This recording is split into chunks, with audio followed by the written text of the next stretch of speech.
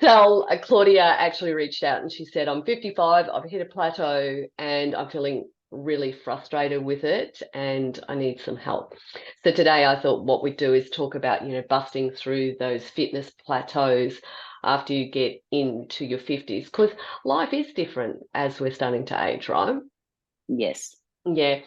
But it's super frustrating when you're doing everything right and you're seeing that number go down on the scale and then all of a sudden there's nothing going on, and it can be really quite upsetting. You can feel like you failed, and it can cause a little bit of a problem with your motivation, and what that in turn can do is make you give up. Yeah. And what I love about Claudia is she's reached out. So, Mm. so she doesn't want to give up. So, and No. she's seeing it in a more positive light rather than that, it's just not working anymore. Um, and so I think the first thing that I want to go down, Sal, the first comment that I came up with was that sometimes what we do is we just focus on one form of measurement. So it could be that she is just looking at the scale and those numbers have been going down and down and down. But when we look at different types of measurements, such as actual measurements of our body or how our clothes fit, or our energy levels, as an example, we might be feeling stronger, we might be feeling fitter, or we could also be monitoring our body fat, as an example, our body composition. Those types of things could very much be telling a very different story. So she may not have actually hit a plateau. It's just something else is changing. What are Yeah. your thoughts on that? Oh, definitely. We have ladies, they think that they're just not improving or getting better, or those numbers aren't coming down. But then when we guide them to those what we call non-measurables, because they're not a number, it's not a number, Yep. so those non-measurables, it could be, flexibility is better, Yes. for Claudia, have a look. How's your flexibility? How's your movement? Are you moving quicker? Yes. We talk about everyday, like the movements we do are for everyday living. Yeah. So, getting the groceries in the car, in and out of the house, into the house. Goodness, I cannot speak this morning. Like I've been drinking. I haven't been drinking. I've been working. But getting the groceries in might be easier to do. Yeah, absolutely. Absolutely. And the other thing, Sal, is I think that we do tend to focus historically on those scales. And it would be fantastic if what happened with the medical profession as well too is that we started to go, okay, let's check out what your body composition is, as opposed to what's that number on the scales. It is only one measurement, and that body composition is going to tell much more of a story about what your health is like, as opposed to how you're looking, Yeah, what that is all about. yeah, And if we can focus on the changes from that perspective, that is certainly going to improve our metabolic health. And that in turn means that we're starting to push back or avoid things like the diabetes or high cholesterol or high blood pressure, because all of those things are so important from a health perspective. Once you start having to pop one pill, more than likely there's going to be a second one coming and a third one. And, that's great from a preventative perspective, I suppose, if you're sort of like borderline. But if we can do everything we possibly can from a physical perspective, then it's so much better.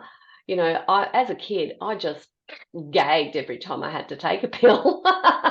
So, my mother My had to niece does. Paige has got to chop them up in little I was pieces. Yeah, I was going to say my mother had to squash them up and put them in honey. That was the only way they were going down. So yeah, having to take pills is not something that's really on my horizon. That's for No. sure. Um, so I think the other thing that I wanted to go down was mixing up the workouts. Mhm. Yeah, okay. So I'm not sure what type of workouts Claudia is doing because she is new to us. Um, but the first thing that I would be looking at is strength training and HIIT training.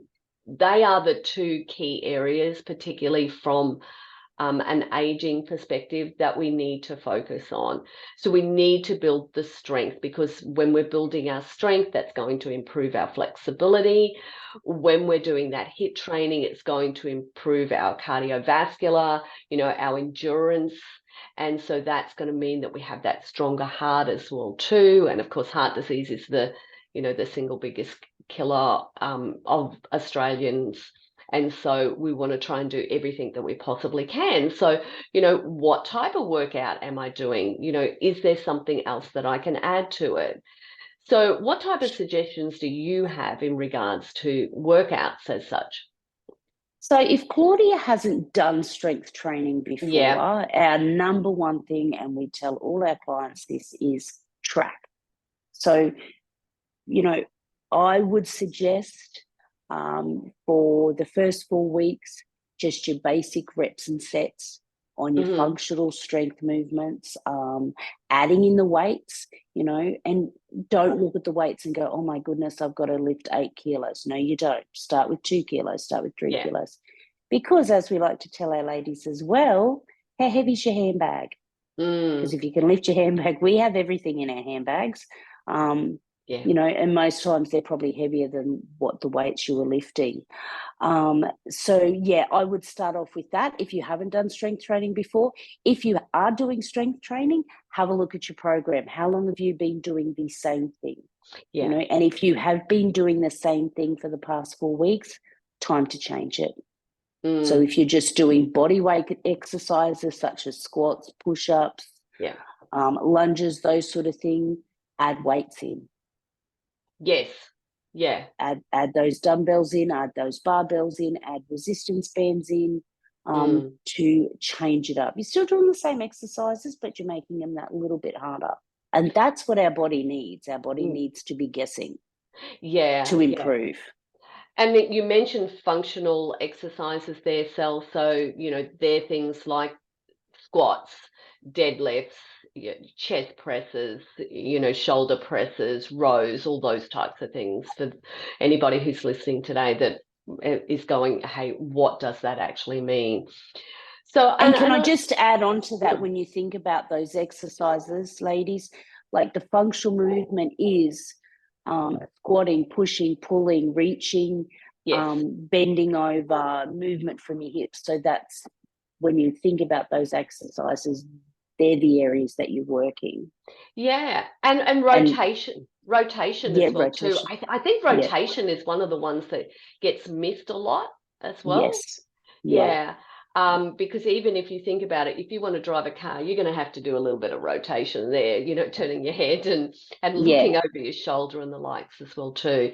So yeah, keeping it as simple as we possibly can, but changing it up enough to actually get the results that we want. So I think workouts would be the first thing. And then moving on to those fundamentals like stress and sleep, and that rest and recovery. So am I just going crazy and I'm doing, exercise after exercise every single day, and I'm not allowing myself that opportunity for my body to recover?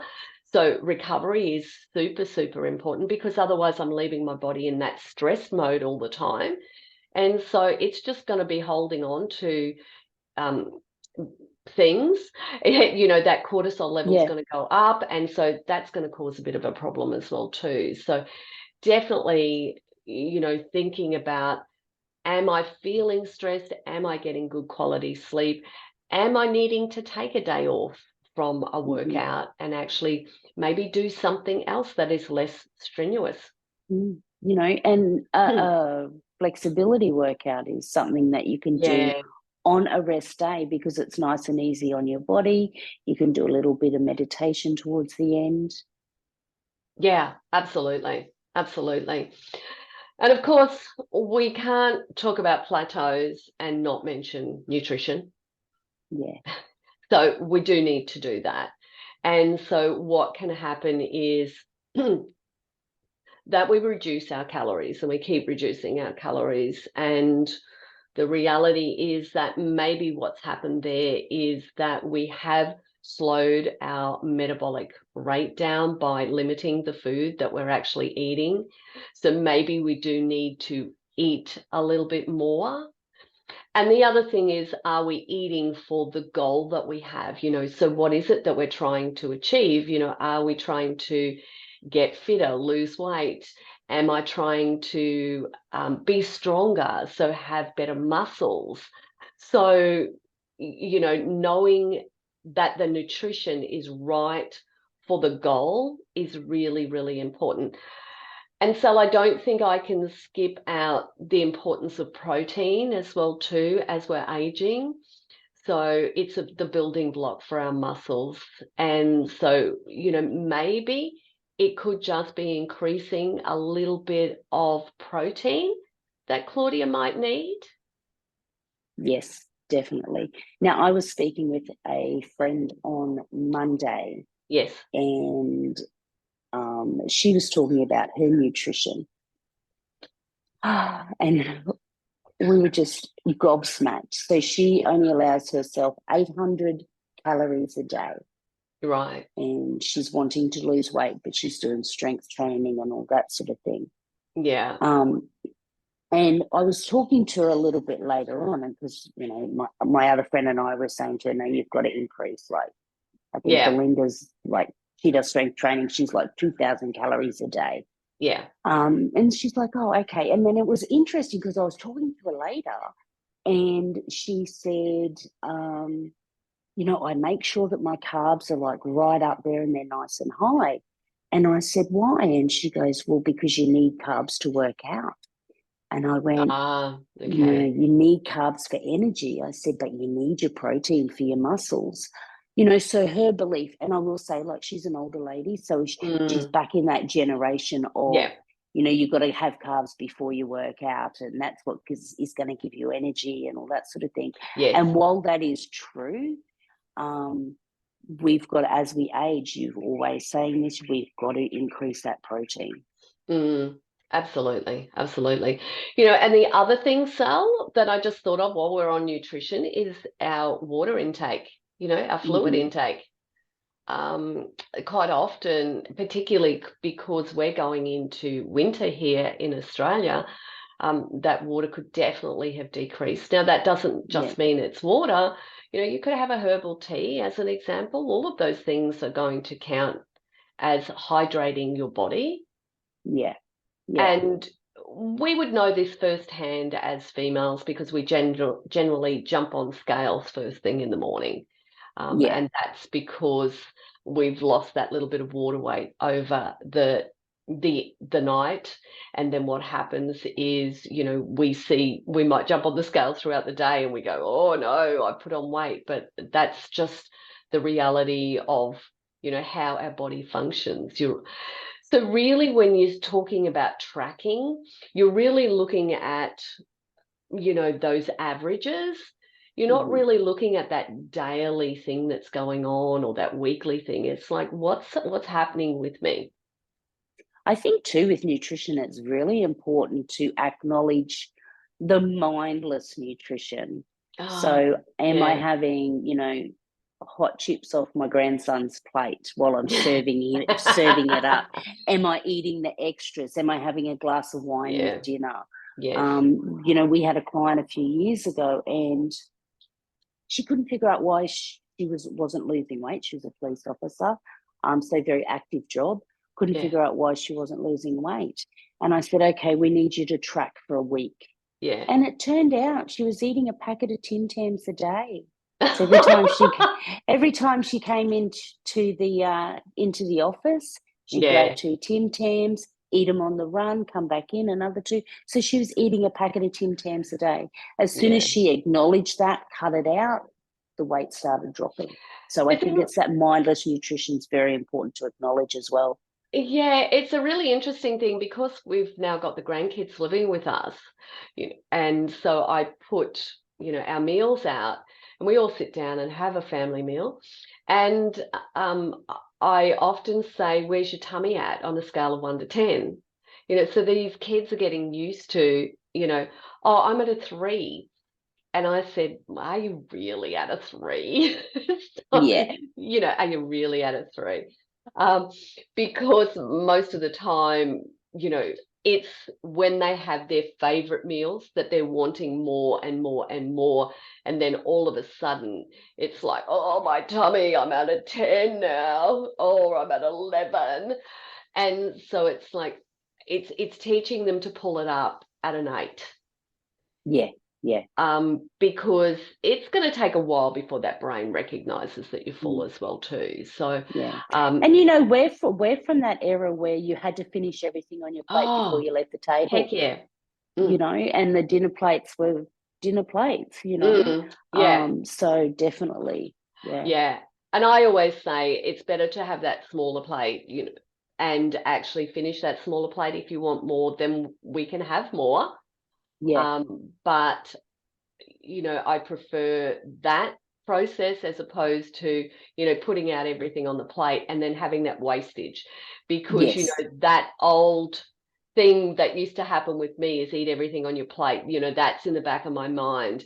But I'm not going to say it to these kids because I don't want them to overeat. Yeah. So, yeah, wastage is an issue for me, having grown up in that era where you had to account for everything. Everything. Yep. Yeah. Definitely.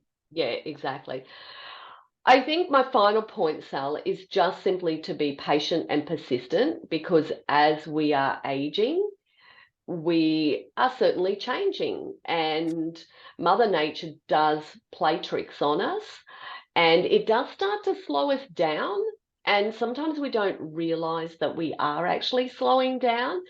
So, me being physically active, working out all the time.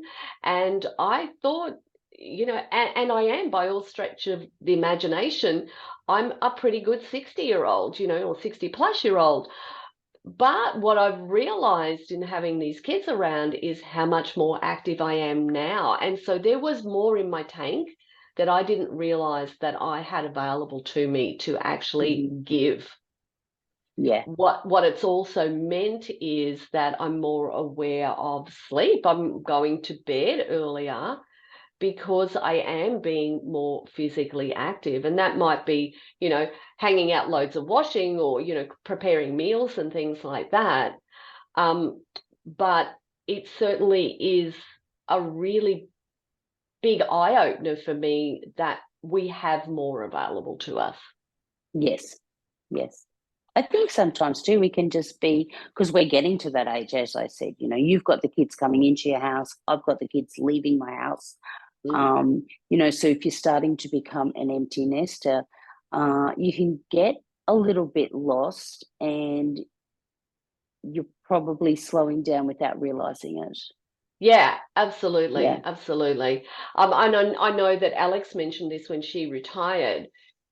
Or she reached out and she said, "What else can I do?" She said, "I've actually just realized that I'm sitting a lot more." She said, "I come to the workouts and I'm doing a walk, but I'm actually just sitting and reading books and doing all sorts of things, research or whatnot." And so, yeah, we just came up with those things like the bathroom workout and just little things that she could add into a day. And she said they've made an amazing difference to how Yeah. much more physically active that she actually is. Yeah. Yeah. So, any final thoughts, Sal? I just want to say to Claudia, like, good for you for reaching out. That's the Yep. first step, reaching out and finding some guidance and information um, on what you can do to reach through that plateau. And if you're still struggling on where to start, reach out again. Yeah. You Yeah. know, Actually, people are there to messages. help. Yeah. Yeah. Yeah. Yeah, for sure. For sure.